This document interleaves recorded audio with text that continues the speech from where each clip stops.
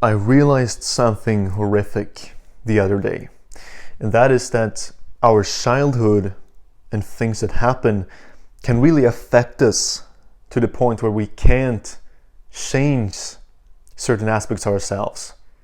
We can't go in now, later, when we're adults, and change how we've been built.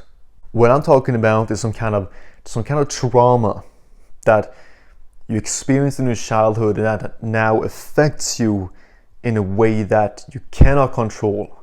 That you don't want it to be like that, but it just is that way. And to tell you what I mean, I want to take you back a few years. Let's say 7 years.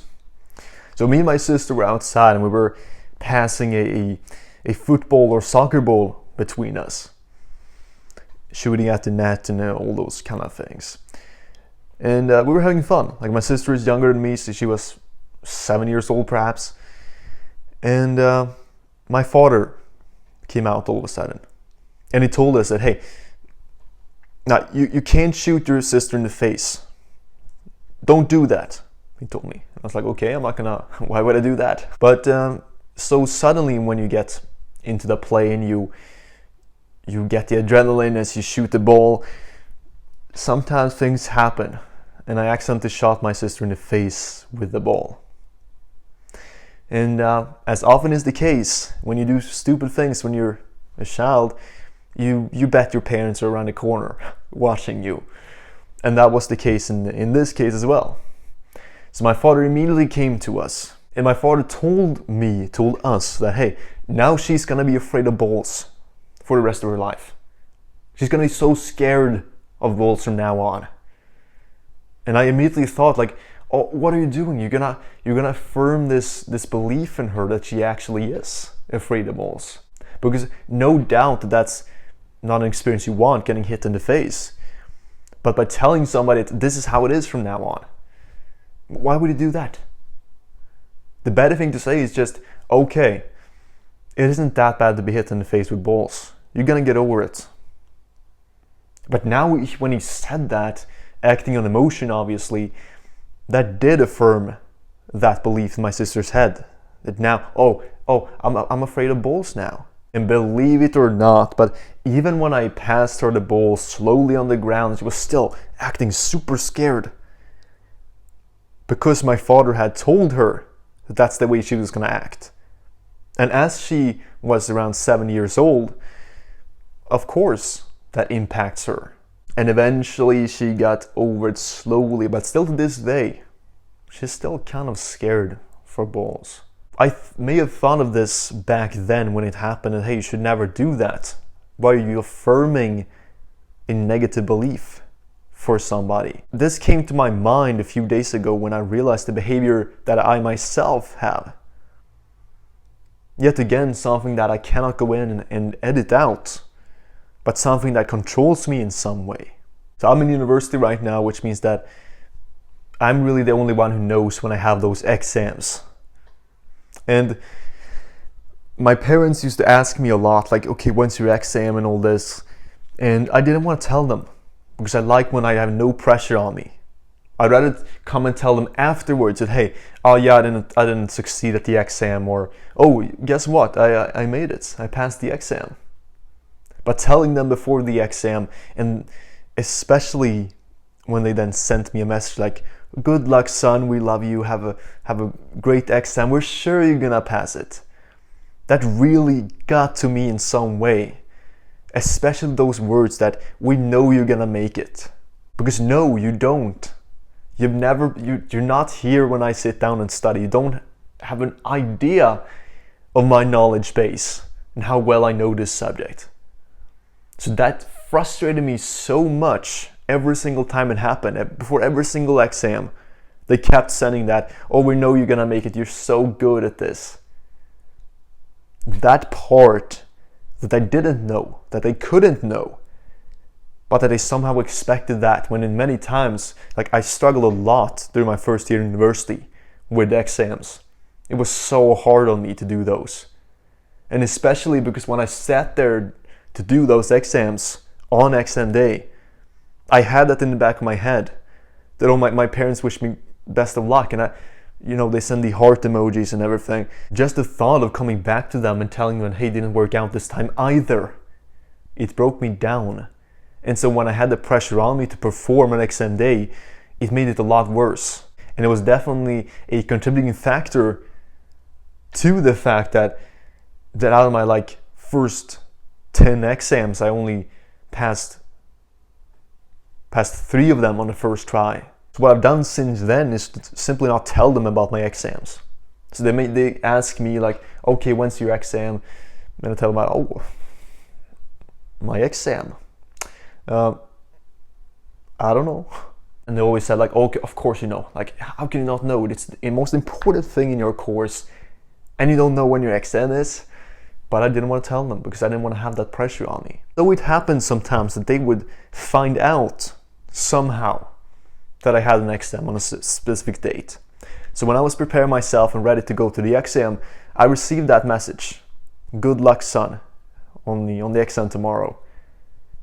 And that activated this part in my brain, this, I don't know, mutation or whatever you call it, that made me angry and frustrated again. And so that increased my chances of failure, because in some way why this happened to my sister is that we want to prove somebody right or wrong.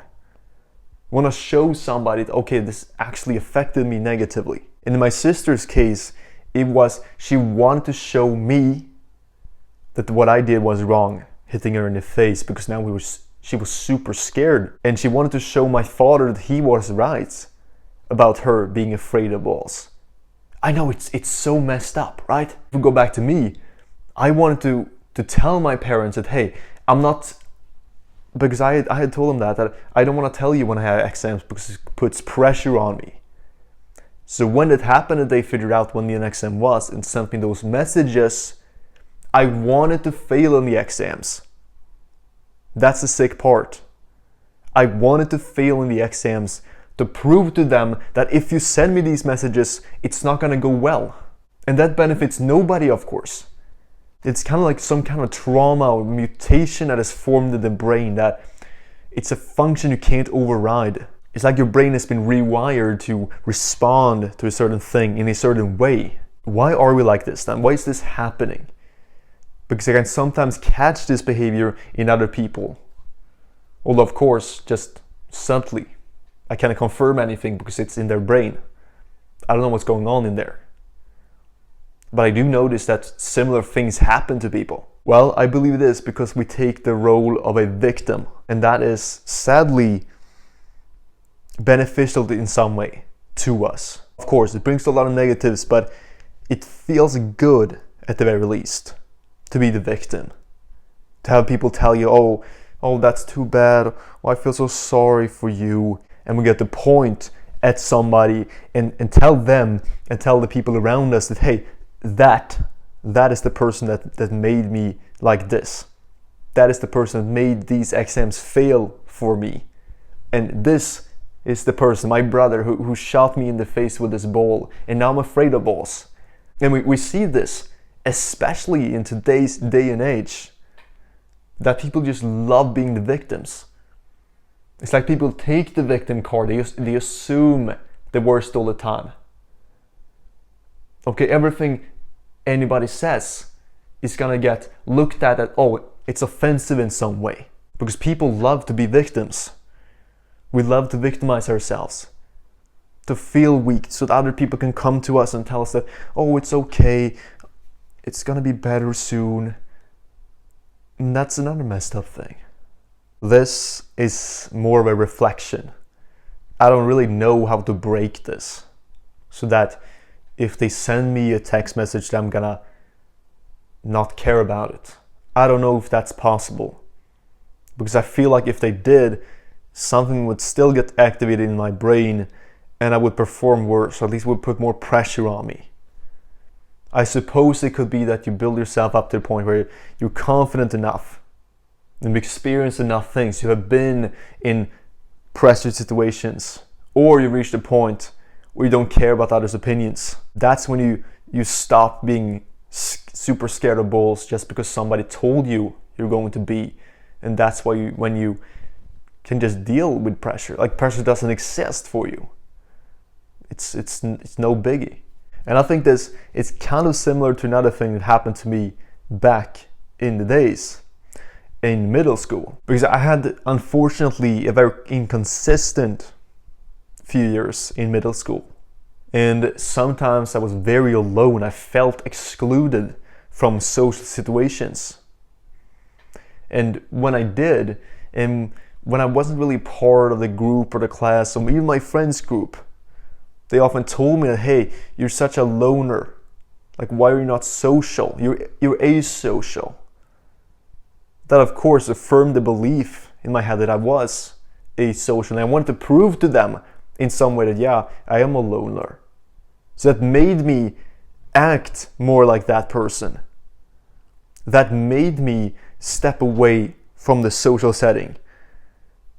To prove to them that I'm this loner, that it's that, oh, so unfortunate for me. Oh, so sad. It's hard to understand why it is like this.